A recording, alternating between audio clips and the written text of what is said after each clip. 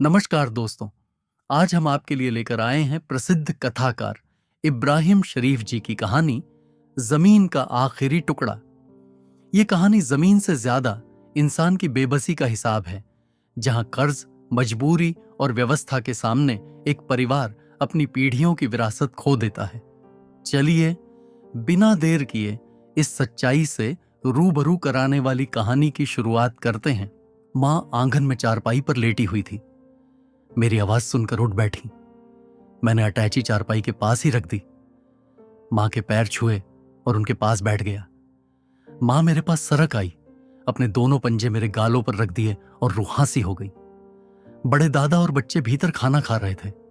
आवाज सुनकर आंगन में आ गए। छोटे दादा भी आए हुए थे। बच्चे झूठे हाथों से आकर चिपट गए। मैं उठकर खड़ा हो गया। मां बोली, हाथ मुंह धोकर खाना खा लो, सफर में थक गए होंगे। मैंने अटैची उठा ली और अंदर चला आया। भाभी रोटी सेंक रही थी। मुझे देखकर हाल पूछा। मैंने कपड़े बदले, सहन में जाकर हाथ मुंह धोया, लौटकर खाना खाने बैठ गया। मैंने छोटे दादा से पूछा, आप कब आए? जवाब बड़े दादा ने दिया, परसों सुबह। भाभी और बच्चों को नहीं लाए? ना। बच्चे कैसे हैं? मजे में हैं, तुमको याद करते रहते हैं। छोटे दादा ने कौर मुंह में रखते हुए कहा, दाल में नमक कम था, मैंने थोड़ा नमक लेकर दाल में घोल लिया। बड़े दादा बोले, तार मिल गया था? हां, मैंने सोचा था तुम परसों ही आ जाओगे, छुट्टी नहीं मिली। उन्होंने कौर चबाते हुए मेरी तरफ देखा। कुछ कुछ नाराजगी के साथ बोले, तुम्हारी यह शिकायत कभी दूर भी होगी? मैं क्या कर सकता हूं, फैक्ट्री के नियम ही ऐसे हैं, नौकरी भी तो करनी है। उन्होंने गिलास उठाकर मुंह से लगा लिया। बच्चे खाना खा चुके थे। बड़े दादा उठे, बाहर जाकर हाथ धो आए। खूंटी पर टंगी हुई कमीज की जेब में से बीड़ी निकालकर सुलगा ली। दीवार से पीठ सटाकर बैठ गए। छोटे दादा भी खाना खत्म कर चुके थे, मगर वहीं बैठे रहे। बीड़ी के 4 कश लगाकर बड़े दादा बोले, तुम्हें पता है 2 साल बाद तुम घर आए हो? मां की तबीयत ठीक ही तो है। आपने तार किस लिए दिया था? मेरी कटोरी में दाल खत्म हो गई थी। मैंने थोड़ी दाल और लेकर उसमें नमक मिला लिया। क्या मां के मरने के बाद ही आने का इरादा था? बड़े दादा, आप भी क्या बात करते हैं? मैं जानबूझकर थोड़े यहां नहीं आता हूं। मैंने गिलास के बचे पानी में ही उंगलियां डुबा दी। तो तुम ही बताओ, ये भी तो नौकरी करते हैं, मगर साल में एक बार हाल तो पूछ जाते हैं। तुम्हारे तो बीवी बच्चे भी नहीं हैं।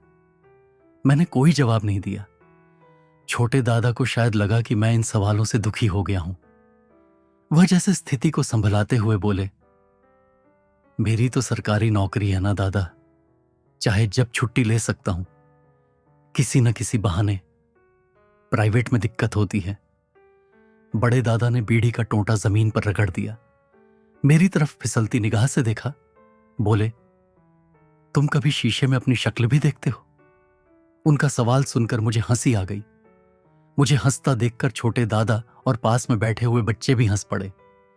भाभी चूल्हे के पास ही बैठी खाना खा रही थी। शायद दाल खत्म हो गई थी। हर दूसरे तीसरे कौर के साथ वह कुर्र करके प्याज कुतर रही थी। बड़े दादा ने आगे पैर पसार लिए थे। मैंने उनकी तरफ देखा। उनकी खोपड़ी बिल्कुल गंजी हो गई थी और गाल खासे पिचक गए थे। मेरे भीतर कुछ हिलसा गया। मैंने उनसे कहा, बड़दा, आपकी सेहत काफी गिर गई है। उन्होंने उठकर जेब में से एक बीड़ी और निकाल ली। बोले, तुम अपनी पर तो ध्यान दो। देखी है शक्ल कैसी निकल आई है, बिजुओं जैसी। इसीलिए तो कहता हूं, शीशे में अपनी शक्ल देख लिया करो। मैं बड़े दादा के बारे में सोचने लगा।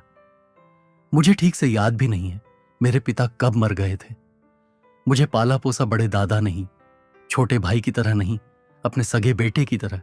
मुझे ही नहीं, छोटे दादा को भी। हमें पढ़ाया लिखाया, काम धंधे के लायक बनाया। जब मेरे पिता चल बसे थे तब उनकी उम्र सिर्फ 17 साल की थी और साल भर पहले ही उनकी शादी हो चुकी थी।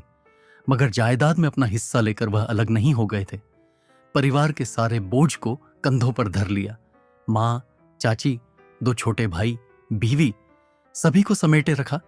चाची की मौत मिट्टी की, छोटे दादा की शादी की, इस सब के बदले में किसी से कुछ नहीं चाहा। अपने ही सिर के बाल उड़ा लिए, गाल पिचका लिए, जिल्लतें सही, मगर शू नहीं किया। इस सबके बीच इतना जरूर हुआ कि पिता की छोड़ी हुई जायदाद धीरे धीरे सरकने लगी, कर्जदारी बढ़ने लगी। फांकों ने हमारी दहलीज में झांकना शुरू किया, तगादों की आवाजें बुलंद होने लगी।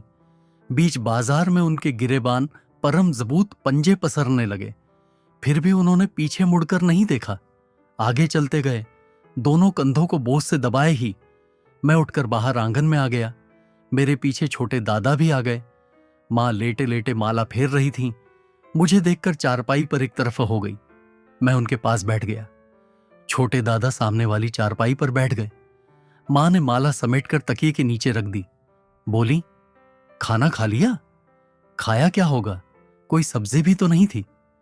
मैंने मां के कंधे पर हाथ रख दिया। भाभी भीतर चौका साफ कर रही थी।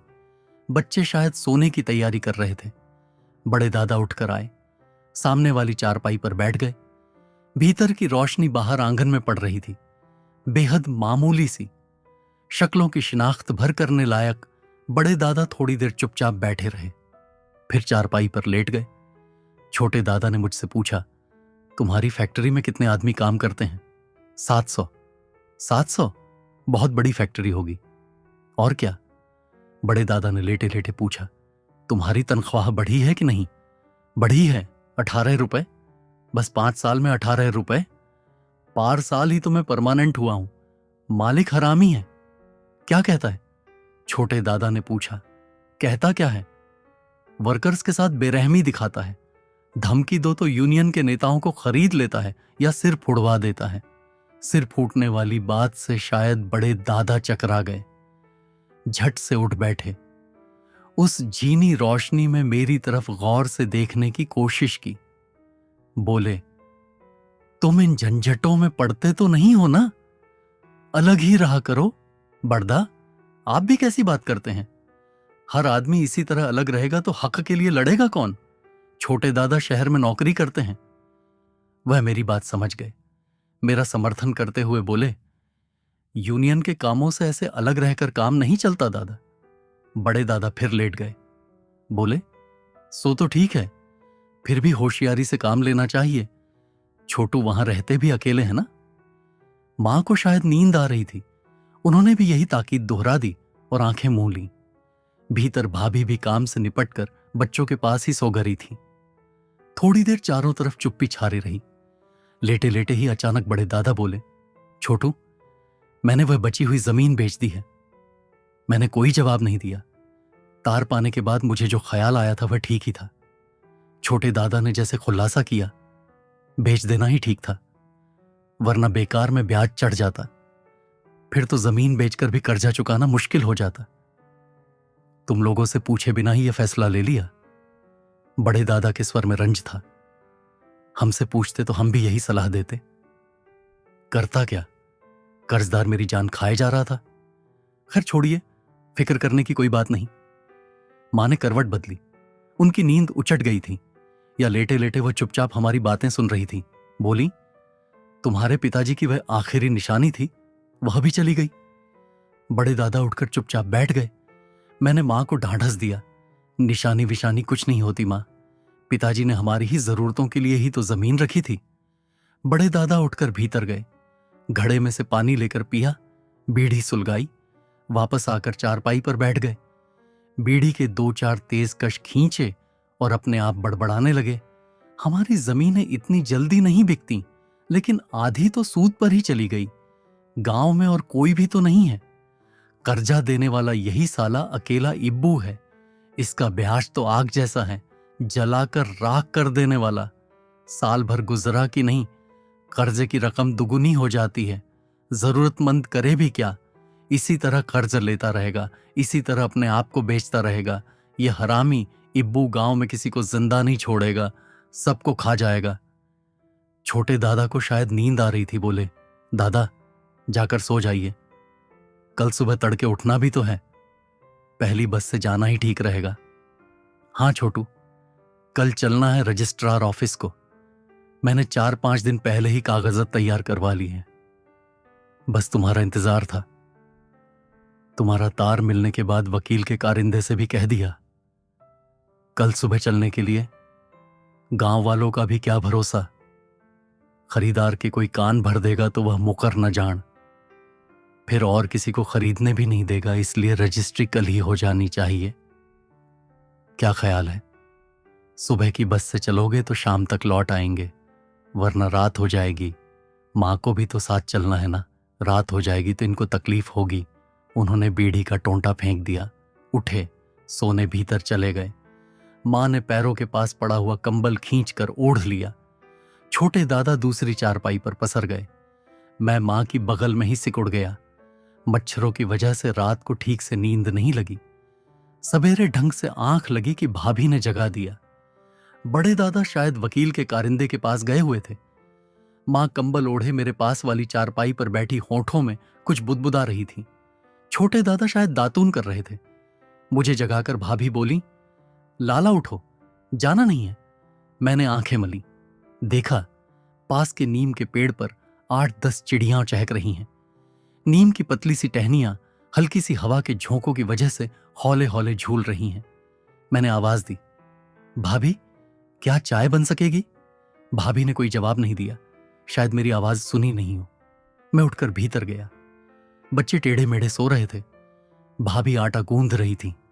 मैंने दोबारा पूछा, चाय नहीं बनाओगी? इतने में छोटे दादा अंदर आ गए। शायद उनको भी चाय की तलब लगी थी। भाभी बोली, पत्ती है और गुड़ भी, दूध आने में देरी होगी। मैंने छोटे दादा से पूछा, बिना दूध की चाय पी लेंगे आप? वैसे होती शानदार है। भाभी से मैंने चूल्हा जलाने को कहा और खुद चाय बनाने बैठ गया। बड़े दादा आ गए। भाभी को आटा गूंधते देखकर बरस पड़े, अभी तक तुमने कुछ बनाया नहीं है, हम क्या 10 बजे तक यहीं बैठे रहेंगे? मैंने उन्हें भी थोड़ी सी चाय दी। भाभी पराठे सेंकने लगीं। बड़े दादा से बोली, ले जाने के लिए भी 4-6 पराठे सेकूं?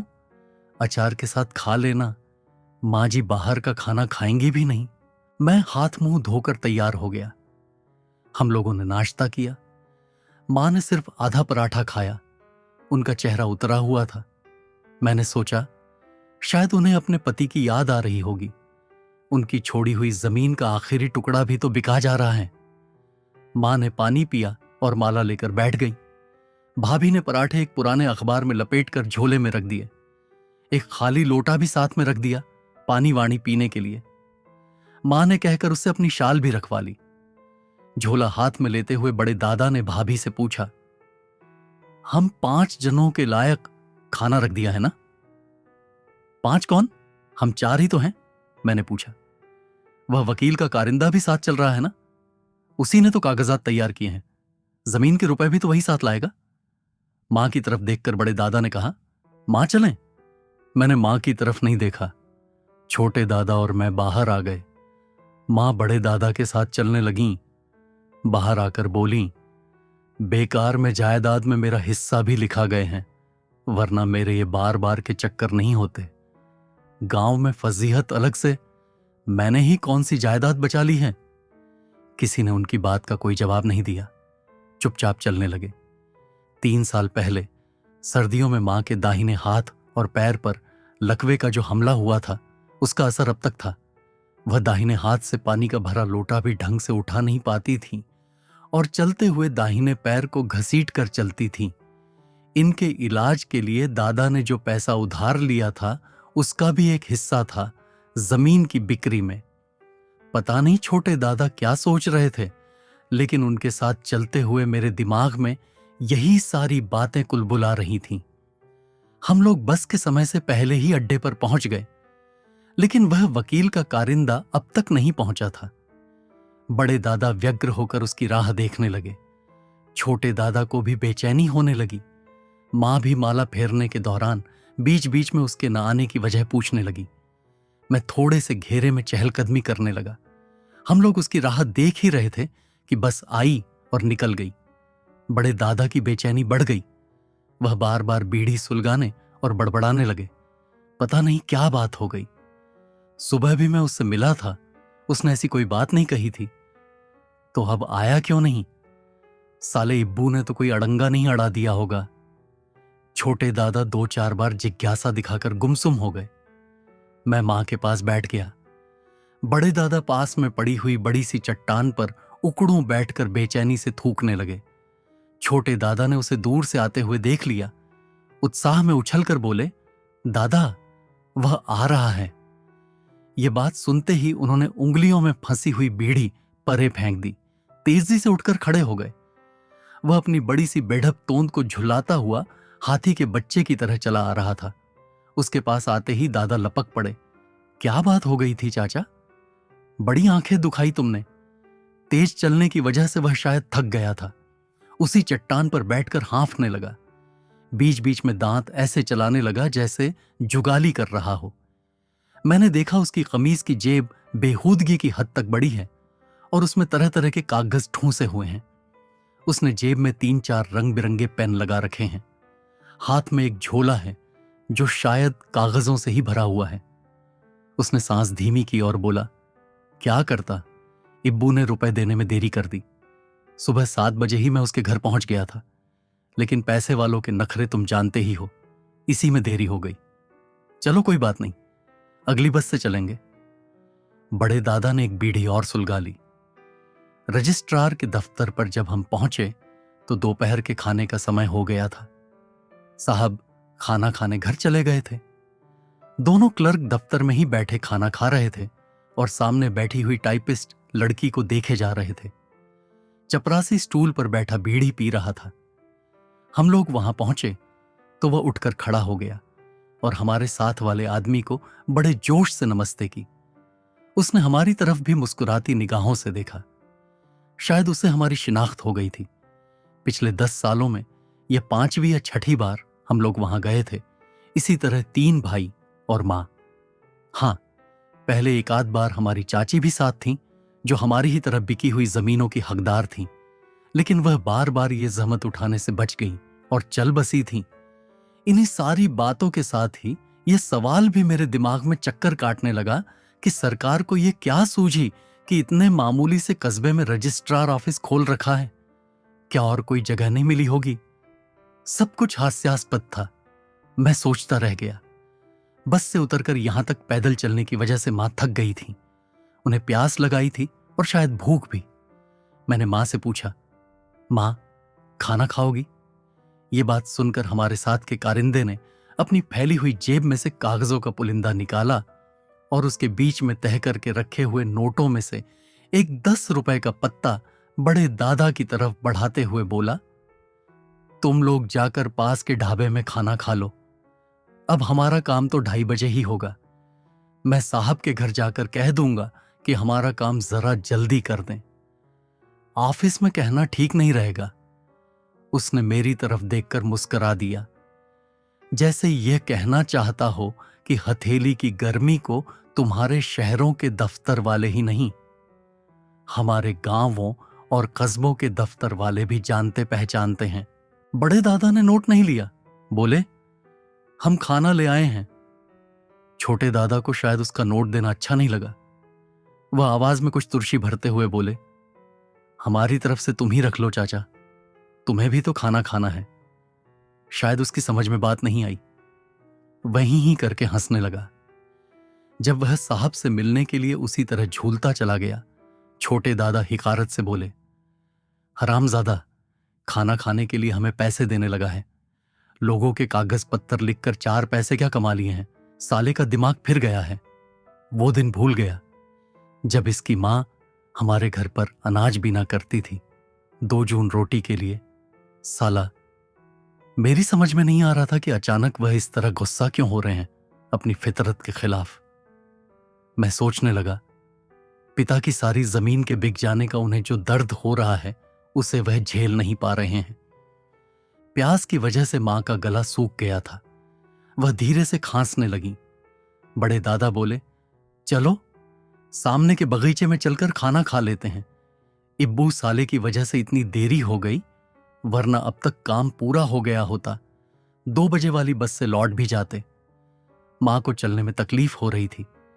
वह आज अपनी शक्ति से बढ़कर चल चुकी थी। छोटे दादा ने उनकी बांह पकड़ ली और धीरे धीरे चलने लगे। हम लोग सड़क पार करके बगीचे के पास आ गए। बड़े दादा वहीं खड़े माली को ऊंची आवाज में पुकारने लगे। 8-10 आवाजों के बाद माली ने जवाब दिया, क्या हम कुएं पर बैठकर खाना खा लें? आ जाइए, इसमें पूछने की क्या बात है? माली को आजाद हिंदुस्तान की हवा अब भी नहीं लगी है। मैं धीरे धीरे चलते हुए सोचने लगा, तुम्हारे यहां का कुत्ता बड़ा खतरनाक है भाई। बड़े दादा को कुत्तों से नफरत थी और डर भी। डरिए नहीं, वह कुछ नहीं करेगा। मैं जो आपसे बात कर रहा हूं। माली ने ही कुएं से एक बाल्टी पानी निकाल कर दिया। हम लोगों ने हाथ मुंह धोए। मां ने खाने से पहले ही लोटा भर पानी पी लिया। हमने खाना खाया। अब भी मां ने आधे पराठे से ज्यादा नहीं खाया। वह खाली पानी पीती रही। बड़े दादा ने कुल्ला किया, सरक कर पेड़ के तने से सटकर बैठ गए। बीड़ी सुलगा ली। मैंने झोले में से शाल निकालकर जमीन पर बिछा दी। मां को थोड़ी देर आराम करने के लिए कहा। बड़े दादा बीड़ी पीते हुए पेड़ के पत्तों की तरफ देख रहे थे। बोले, छोटू, अब तुम्हें अपनी आदतें सुधारनी होंगी। देख रहे हो ना, बित्ता भर जमीन भी अब हमारी नहीं रही है। मैंने उनके चेहरे की तरफ देखा। लगा जैसे हवाइयां उड़ रही हैं। मैंने गर्दन झुका ली। उन्हें किसी तरह का जवाब देने की हिम्मत नहीं पड़ रही थी। उन्होंने बीड़ी फेंक दी। कुछ रूखे स्वर में बोले, समझ रहे हो मैं क्या कह रहा हूं? जी जी से काम नहीं चलेगा। हमें अपने पिताजी की जमीन वापस खरीदनी है। यह तुम दोनों से ही हो सकता है। आप अपने यहां के इब्बू हरामजादे का कलेजा फाड़ दीजिए। मैं अपनी फैक्ट्री के मालिक की बोटियां नोच लूंगा और ये अपनी सरकार की गर्दन काट देंगे। तभी हम अपने पिताजी की जमीन वापस कमा सकते हैं। खत्म कर सकेंगे इब्बू को आप। मैं उठकर खड़ा हो गया। मेरा जिस्म हल्का सा झूल रहा था, शायद गुस्से के अतिरिक्त की वजह से। मैं जाकर थोड़ी देर कुएं पर खड़ा रहा, फिर लौट आया। बड़े दादा उसी तरह चुपचाप बैठे हुए थे। मां शायद मेरी कड़कती आवाज सुनकर घबरा गई थी। वह उठकर बैठ गई। काफी देर तक कोई कुछ नहीं बोला। बड़े दादा के लटकाए हुए चेहरे को देखकर छोटे दादा को रहम हो आया था। वह धीमी आवाज में बोले, दादा, छोटू ठीक ही कह रहे हैं। इन हालातों में कोई भी अपनी खोई हुई जमीन दोबारा खरीद नहीं सकता। आप ही सोच कर देखिए, हम लोग भला जमीन कैसे खरीद सकते हैं? बड़े दादा कुछ नहीं बोले, जैसे गहरी सोच में डूब गए हों। छोटे दादा ने मां को बांह पकड़कर उठाया। बड़े दादा की तरफ तरस खाती नजरों से देखा। बोले, चलिए, काफी देर हो गई है। दफ्तर में काम शुरू हो गया होगा। हम लोग दफ्तर में दाखिल हुए। पता चला साहब अभी नहीं आए हैं। खाना खाकर घर पर आराम कर रहे हैं। उनका कमरा अब भी बंद था। सामने के कमरे में दोनों बाबू बैठे हुए थे। एक के आगे बड़ा सा रजिस्टर फैला हुआ था, जिस पर वह कुछ लिख रहा था, दवात में कलम डुबो डुबो कर। दूसरा बाबू पान चबाते हुए कोई कागज बहुत ध्यान से पढ़ रहा था। बाईं तरफ की खिड़की के पास बैठी टाइपिस्ट बहुत मामूली सी रफ्तार के साथ कुछ टाइप कर रही थी। टाइप में शायद उसका मन नहीं लग रहा था। वह बीच बीच में खिड़की के बाहर झांक रही थी। उस खिड़की के साथ ही बरामदे में बने हुए लंबे से चबूतरे पर हमारे साथ वाला कारिंदा लेटा सुबह की तरह जुगाली कर रहा था। चपरासी उसके पैरों के पास बैठा उससे बातें कर रहा था। उस चबूतरे के रूबरू बरामदे के दूसरी तरफ बने हुए वैसे ही लंबे चबूतरे पर कोई 5-6 लोग चुपचाप बैठे हुए थे। ठेठ गांव के लोग। शायद वे भी अपनी जमीन जायदाद की बिक्री के सिलसिले में आए हुए थे। हमें देखते ही कारिंदा उठकर बैठ गया। चपरासी परे हटकर खड़ा हो गया। शायद उस पर मेरी और छोटे दादा की पतलूनों का रोप पड़ रहा था। कारिंदे ने पूछा, खाना खा लिया? छोटे दादा ने मां को एक तरफ बिठा दिया। मां ने माला फेरनी शुरू कर दी। उन्होंने किसी तरफ कोई खास ध्यान नहीं दिया। बड़े दादा ने कारिंदे से साहब के बारे में पूछा। उसने जुगाली बंद की। बोला, सब ठीक हो गया है। साहब अभी आने वाले हैं, पहले हमारा ही काम होगा। बड़े दादा उसकी बगल में बैठ गए, उनकी बगल में छोटे दादा। मैं खिड़की के पास खड़ा हो गया। सामने के चबूतरे पर बैठे हुए लोग उसी तरह गुमसुम थे। साहब जब आए तो धूप काफी फीकी पड़ गई थी। 3:30 के करीब का समय था। उन्हें दूर से आते देखकर चपरासी ने भागकर उनके कमरे के किवाड़ खोल दिए। दोनों चबूतरों के लोग उठकर खड़े हो गए। सिर्फ मां बैठ रहीं, उसी तरह माला फेरती हुई। हमारे साथ वाले कारिंदे ने एक बार फिर कसकर साहब को सलाम किया। उन्होंने उस पर नजर डाली तो उन्होंने होठों पर खिली हुई मुस्कुराहट को चुस्ती के साथ भीतर लपेट लिया, अपने कमरे में चले गए। घंटी बजाई। भागकर चपरासी उनके कमरे में गया। पल भर के बाद लौट आया। धीमी आवाज में हमारे साथ वाले कारिंदे से कुछ कहा, लौटकर बाबुओं वाले कमरे में चला गया। कारिंदे ने अपने झोले में से कागज निकाले। जल्दी में उन्हें एक बार उलटा पुलटा, तेज कदमों से जाकर पान चबाने वाले बाबू के आगे कागज रख दिए। समाने वाले चबूतरे पर बैठे हुए लोगों में भी अब चहल पहल आ गई थी। उनमें से एक आदमी अपने झोले में से कुछ कागज निकालकर देख रहा था। मैं जिधर खड़ा था उधर से साहब के चेहरे की झलक मिल रही थी। मैंने देखा, मुझे उनका धड़ और मोटा सा सिर ही नजर आ रहा था। बहुत गौर करने पर भी उनकी गर्दन का कहीं नामो निशान नहीं था। काफी देर बाद चपरासी ने आकर हम लोगों को अंदर चलने के लिए कहा। हम लोग बाबुओं वाले कमरे में पहुंचे। चपरासी ने एक छोटी सी मेज पर बड़ा सा खुला रजिस्टर लाकर रखा। उस पर खाने बने हुए थे। पहले 2-3 खानों में कुछ लिखा हुआ था। आखिरी खानों में हम लोगों को दस्तखत करने थे। पहले खाने में मां को, उसके नीचे वाले में बड़े दादा को, तीसरे में छोटे दादा को और चौथे में मुझे। इसी क्रम से हमारे नाम दर्ज थे। मां दस्तखत करना नहीं जानती थी। बड़े दादा ने चपरासी को बताया। बगल की मेज पर से बड़ा सा रोशनाई का पैड उठा लाया। मां के दाहिने हाथ का अंगूठा अपने हाथ में लेकर उसने पैड पर रगड़कर काला किया। मां को अपना अंगूठा एकदम ढीला छोड़ देने की हिदायत की और सबसे ऊपर वाले खाने में अंगूठे का बड़ा सा निशान लगा दिया। निशान लगाते हुए मां का अंगूठा कांप रहा था। चपरासी ने रजिस्टर का पन्ना पलटा। उस पन्ने पर भी सबसे ऊपर वाले खाने में मां के अंगूठे का निशान लगाया और इसी तरह तीसरे पन्ने पर भी। उसके बाद उसने बगल में पड़े हुआ खुरदरा काला कपड़ा उठाकर मां को दिया, अपना अंगूठा पोंछ लेने के लिए। मैंने वह कपड़ा अपने हाथ में लेकर मां का अंगूठा अच्छी तरह पोंछा और उन्हें बाहर चबूतरे पर लाकर बिठा दिया। मैंने देखा, मां का चेहरा कसा हुआ है और उनके हाथ जाहिर तौर पर कांप रहे हैं। वह अपने पल्लू से आंखें पोंछने लगीं। हम तीनों भाइयों ने तीनों पन्नों पर अपने दस्तखत कर दिए। हमें भी दस्तखतों के नीचे अपने अंगूठों के निशान भी लगाने थे। सरकार की एहतियाती सूझ पर मुझे खुशी हो आई। कहीं तो वह सजग है। ये सब कर कराकर हम लोग भी बाहर चबूतरे के पास आ गए। बड़े दादा का चेहरा भी खासा कसा हुआ था। उनके गालों के गड्ढे कुछ और धंसे हुए लग रहे थे। वह चुपचाप बैठे रहे। छोटे दादा मां के पास जाकर बैठ गए। हमारे साथ वाला कारिंदा बाबुओं के कमरे में ही खड़े कुछ बातें कर रहा था। हमारे सामने वाले चबूतरे पर बैठे हुए लोगों को भी यही सब करना था। उनमें से 2 आदमी उठकर चपरासी के कहने पर अंदर गए। कोई 15-20 मिनट बाद हमें साहब के कमरे में जाने के लिए कहा गया। हम लोग जाकर साहब की बड़ी सी मेज के इर्द गिर्द खड़े हो गए। मां के और बड़े दादा के चेहरों पर अब तक भी सहजता नहीं आ पाई थी। साहब के आगे वही रजिस्टर फैला हुआ था जिस पर हम लोगों ने दस्तखत करके अंगूठे के निशान लगाए थे। साहब थोड़ी देर कुछ पढ़ते रहे, फिर गंभीर आवाज में बोले, सुभ्रता देवी आप ही हैं? जी। मां की आवाज लड़खड़ाई। रामगोपाल? जी मैं। बड़े दादा बोले, हरिशरण? जी मैं। छोटे दादा ने कहा, राधेश्याम? मैं हूं। मेरे अंदर का शहर कुल बुलाने लग गया था। क्या आप लोगों ने जमीन अपनी मर्जी से बेची है? जी। बड़े दादा ने उत्तर दिया, कितने में? 4,950 में।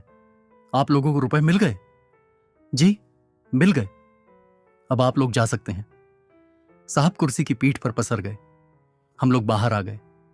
हमारे साथ वाला कारिंदा चबूतरे पर बैठा कागज के टुकड़े पर कुछ लिख रहा था।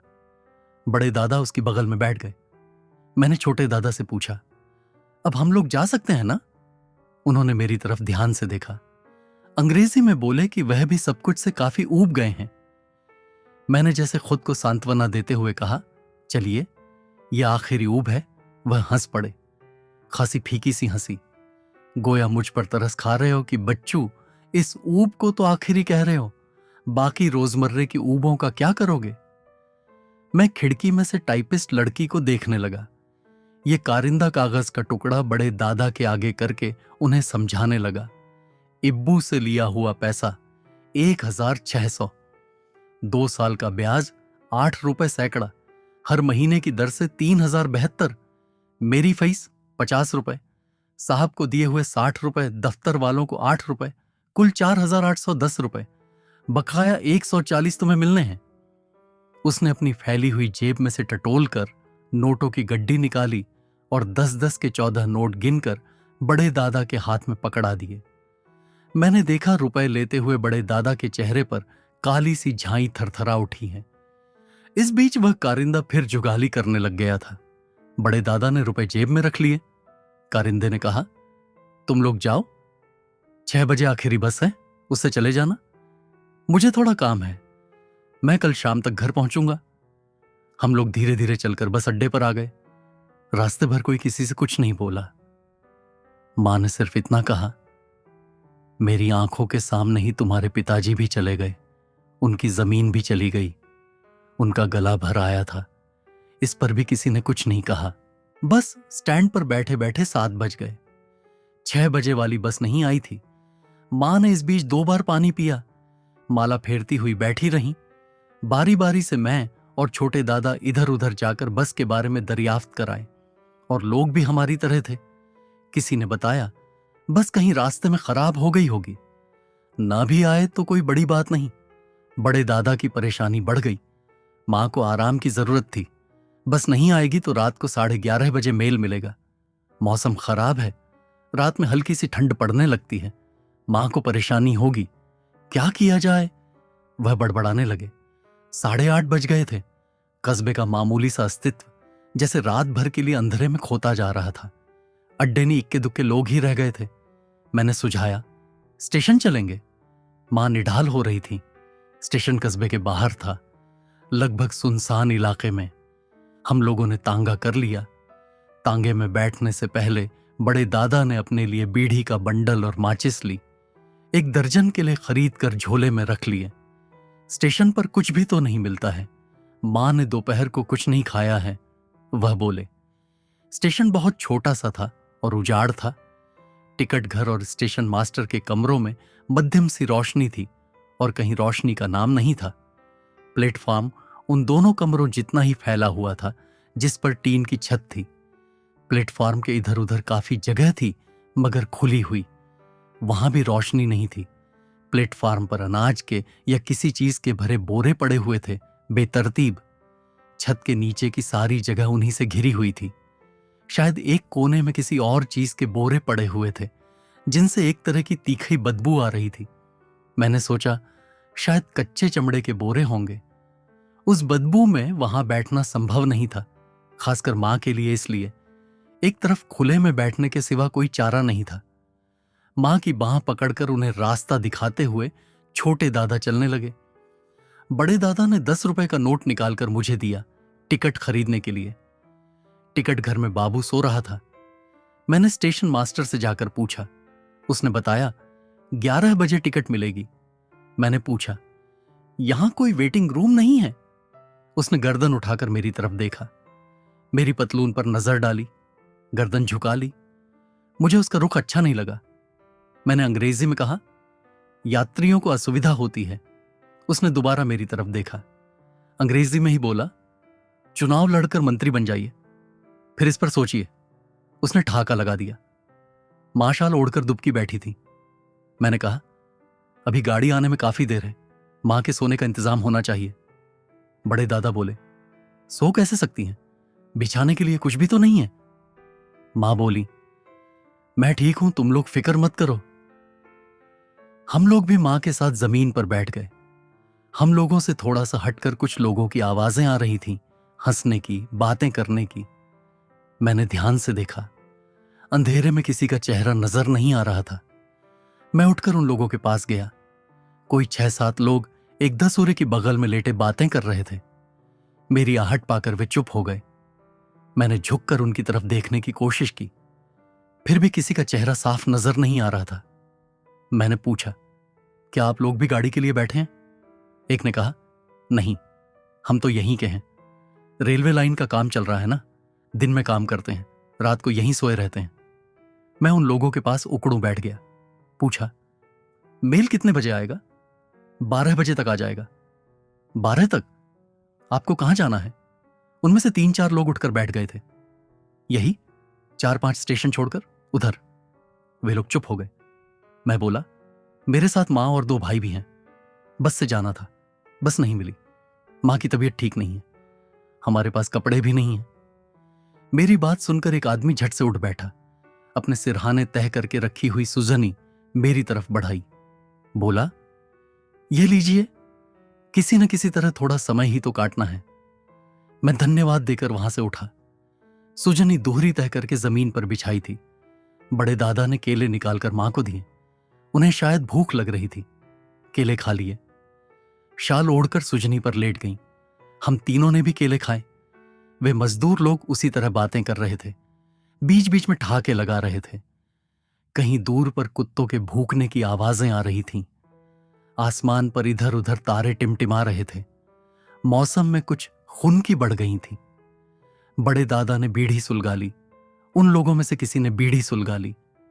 मैंने आवाज कुछ ऊंची करके उन लोगों से पूछा, आप लोगों में से किसी को बीड़ी बीड़ी तो नहीं चाहिए? मुझे लगा बहुत बेहूदे ढंग से कृतज्ञता दिखा रहा हूं। उनको बीड़ी चाहिए नहीं थी। बड़े दादा ने मुझसे पूछा, छोटू, कितने दिन की छुट्टी ले आई हो? कल रात की गाड़ी से चले जाना है। और तुम? उन्होंने छोटे दादा से पूछा। मैं भी कल परसों में चला जाऊंगा। तुम लोगों को किराए के पैसे चाहिए ना?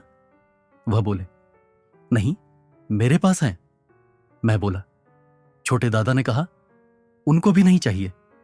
इन 140 में से तुम लोग भी ले सकते हो। मैंने उस अंधेरे में ही उनका चेहरा देखने की कोशिश की। मुझे कुछ नजर नहीं आया, उनकी आवाज के कंपन के सिवा। मैं बोला, रुक रुक कर, बड़दा, आप फिक्र मत कीजिए, अच्छे दिन आएंगे। वह कुछ नहीं बोले, बीड़ी का टोंटा फेंक दिया। कहीं किसी मुर्गे को गलतफहमी हो गई थी। वह बांग देने लगा। सवेरा होने से पहले ही सवेरे की उतावली में पास के लोगों में से किसी ने पूछा, बाबूजी कै बजे हैं? मैंने माचिस जलाकर घड़ी देखी। 9:45। मैंने आवाज दी। उन लोगों को नींद नहीं आ रही थी। किसी बात पर खिलखिलाकर हंस पड़े। थोड़ी देर बाद चुप्पी छा गई। आसपास की झाड़ियों में झिंगुर बोल रहे थे। उन लोगों में से किसी ने कहा, अबे अब शुरू तो कर, साला हर रात सताता है। इसके साथ ही 3-4 लोगों की आवाजें एक साथ आईं। हां यार, अब शुरू कर। उनमें से किसी ने हमारी तरफ आवाज फेंकी, बाबूजी, आप लोग तो पढ़े लिखे हैं, कोई कहानी वहानी सुनाइए, गाड़ी के आने तक वक्त कट जाएगा। मैंने जवाब दिया, हमें कोई कहानी वहानी नहीं जानना। ए दुर्गा, तू सुनोगे बाबूजी? उनमें से एक बोला, जरूर। थोड़ी देर खामोशी बनी रही। आसमान साफ हो गया था। तारों की संख्या बढ़ गई थी। शायद दुर्गा बोल उठा, तो सुनिए बाबूजी, ये कहानी मैंने बचपन में अपने दादा से सुनी थी। उनको उनके नाना ने सुनाई थी। किसी ने आवाज कसी, अबे नाना के बच्चे, कहानी तो सुना। दुर्गा ने गला साफ किया, आवाज बुलंद की। कहने लगा, एक गांव में एक आदमी रहता था, बहुत गरीब। उन लोगों में से किसी ने फप्ती कसी, तेरे से भी। एक जबरदस्त ठहाका लगा। दुर्गा नाराज हो गया, साले, तू बीच में बोलेगा तो मैं कहानी ठेंगा सुनाऊंगा। अबे चुप रह, बीच में बोलता क्यों है? दुर्गा ने कहानी शुरू की। हां, तो वह बहुत गरीब था। एक दिन वह काम धाम की खोज में निकल पड़ा पैदल। 12-13 बरस का रहा होगा। रास्ते में भूख लगाई। रात को भी कुछ नहीं खाया था, पर करते क्या, ऐसे ही चलते रहे।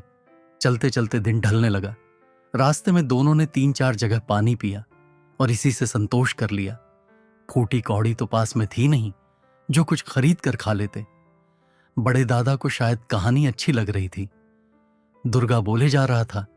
बाप बेटा किसी गांव के पास पहुंचे। गांव के बाहर कोई मेला लगा हुआ था। नगाड़े तुरी की आवाजें आ रही थीं। लड़के के कान खड़े हो गए। उसने अपने बाप से पूछा। आवाज बाप ने भी सुनी थी। बोला, कोई मेला होगा। मेले की बात सुनकर लड़का मचलने लगा। बाप का हाथ पकड़कर बोला, बापू, मेला देखते चलेंगे। उन्हें उसी तरफ जाना था। बाप मान गया। बाप बेटा उधर ही चल पड़े। थोड़ी देर बाद मेले में पहुंच गए। बहुत भारी मेला लगा था। तरह तरह की चीजें बिक रही थीं, तरह तरह के खेल तमाशे हो रहे थे। बाप ने लड़के को सारे मेले में घुमाया। बेचारा लड़का नदीदी आंखों से देखता रहा। शाम हो गई तो बाप ने लड़के का हाथ पकड़ लिया। बोला, चल, शाम हो रही है, जल्दी पहुंचना है। पर लड़के को मेले में मजा आ रहा था। वह अपने बाप का हाथ पकड़े हुए इधर उधर देखता हुआ मल्लने लगा। अब वहीं एक कोने में एक पेड़ के तने से 8-10 ऊंट बंधे हुए थे। लड़के की निगाह ऊंटों पर पड़ी। उसने इतने सारे ऊंट इकट्ठे कभी नहीं देखे थे। उसने बाप का हाथ पकड़ लिया। बोला, बापू, उन ऊंटों को देखते चलेंगे। बाप लड़के को लेकर ऊंटों की ओर चला। दुर्गा को शायद तलब लग गई थी। उसने कहानी रोककर बीड़ी सुलगा ली। 2-3 सुट्टे मारे। बाकी टुकड़ा अपने साथी को पकड़ा दिया। फिर कहानी शुरू की। हां, तो वे दोनों ऊंटों के पास पहुंचे। ऊंटों वाला ऊंट बेच रहा था। ऊंची आवाज में कह रहा था, ऊंट ले लो, ऊंट बीकानेरी ऊंट, गाड़ी खिंचवा लो, राहट चलवा लो, जमीन जुतवा लो, सवारी कर लो, ऊंट ले लो, 2-2 आने का ऊंट ले लो। दुर्गा का कोई साथी ठट्ठा कर हंस पड़ा। साले की हर कहानी ऐसी ही होती है। अबे, 2 आने में कहीं ऊंट मिलता है? अबे चुप, बीच में बकवास मत कर, वरना तेरी अक्लमंदी पीछे से निकाल देंगे। 3-4 लोगों ने टोकने वाले को एक साथ डांटा। वह चुप हो गया। छोटे को नींद आ रही थी। वह बैठे बैठे इधर उधर होने लगे। बड़े दादा ने एक बीड़ी सुलगा ली। मैंने आसमान की तरफ देखा।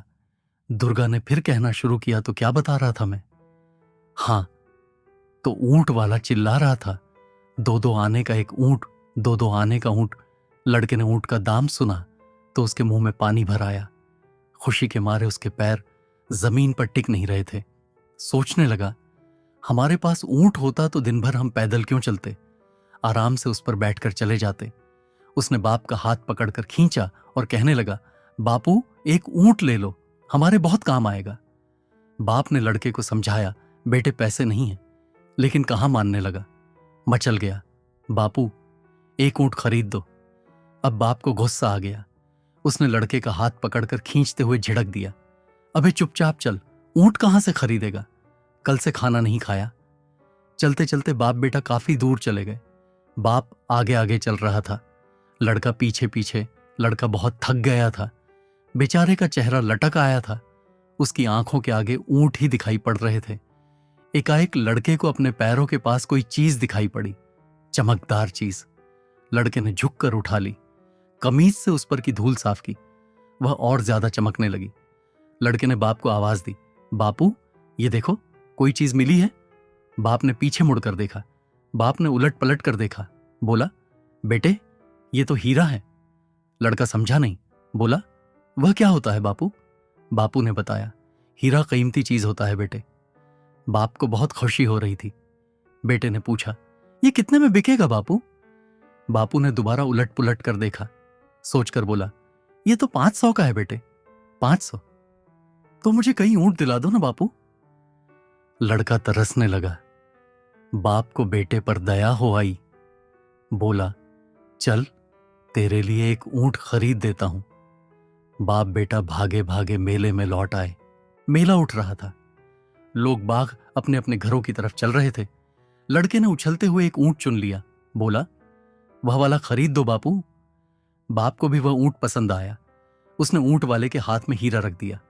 बोला, भैया, वह वाला ऊंट दे दो और बाकी पैसे भी। ऊंट वाले ने हीरे को ठोंक पीट कर देखा। बोला, यह क्या है? यह हीरा है। बाप ने कहा, इसमें ऊंट कैसे खरीदोगे? ऊंट वाले ने पूछा, अरे, यह तो 500 रुपए का हीरा है। तुम्हारा ऊंट तो 2 आने का है। दे दो वह वाला ऊंट जल्दी से, बाकी पैसे भी लौटाओ। ऊंट वाले ने नाक भौं सिकोड़ते हुए उस गरीब आदमी के हाथ में हीरा वापस रख दिया। गुस्से में बोला, क्या बक रहे हो? अभी 10 मिनट पहले ही रामपुर के राजा ने 1000 रुपए में मेरा एक ऊंट खरीदा है। मैं तो अब 1000 रुपए का ही ऊंट बेचूंगा। यह बात सुनकर बेचारे लड़के की सांस रुक गई। उसके बाप को भी बहुत दुख हुआ। उसे गुस्सा भी आया, लेकिन करता क्या? वह अपने लड़के का हाथ पकड़े चुपचाप आगे बढ़ गया, हीरे को मुट्ठी में बांधे। भूखे बाप बेटे पैर घिसटते हुए चलने लगे। बस यही है कहानी। दुर्गा चुप हो गया। थोड़ी देर चारों तरफ मुर्दानी छाई रही। कुछ देर बाद उन लोगों में से किसी ने पूछा, यार दुर्गा, कहानी तो ठीक है, पर तू ये बता, 2-2 आने में बिकने वाले ऊंट को उस राजा ने 1000 रुपए में क्यों खरीदा था? क्या उस राजा को इस बात का पता लग गया था कि वह गांव का गरीब लड़का भी ऊंट खरीद लेगा? किसी और ने सवाल का समर्थन करते हुए पूछा, हां दुर्गा, उस राजा ने ऐसा क्यों किया था? दुर्गा ने इस बीच बीड़ी सुलगा ली थी। बड़े दादा ने भी। कश खींचता हुआ दुर्गा बोला, मैं क्या जानूं यार, मुझे क्या पता राजा ने 2 आने का ऊंट 1000 में क्यों लिया था? मैं जानता हूं। बड़े दादा ने पूरी ताकत के साथ बीड़ी जमीन पर दे मारी और जोर जोर से चिल्लाते हुए उठकर खड़े हो गए, जैसे बौखला गए हों। उनका जिस्म कांप रहा था। मैंने कसकर उनकी बांह पकड़ ली। उन्हें जैसे समझाते हुए धीरे से बोला, बड़दा, आप धीरज रखिए। ये सब लोग भी आप ही की तरह जान जाएंगे। बड़े दादा अब भी कांप रहे थे। पता नहीं क्यों मेरी आंखें डबडबा आई थीं। अंधेरे में ही मैंने बाएं हाथ से आंखें पोंछ लीं। पिछले स्टेशन से रेल के छूटने की घंटी बज उठी, अंधेरे को चीरती हुई टन टन। छोटे दादा मां को जगाने लग गए थे, मां उठो, गाड़ी आ रही है। कहीं दूर पर मुर्गा बांग देने लग गया था।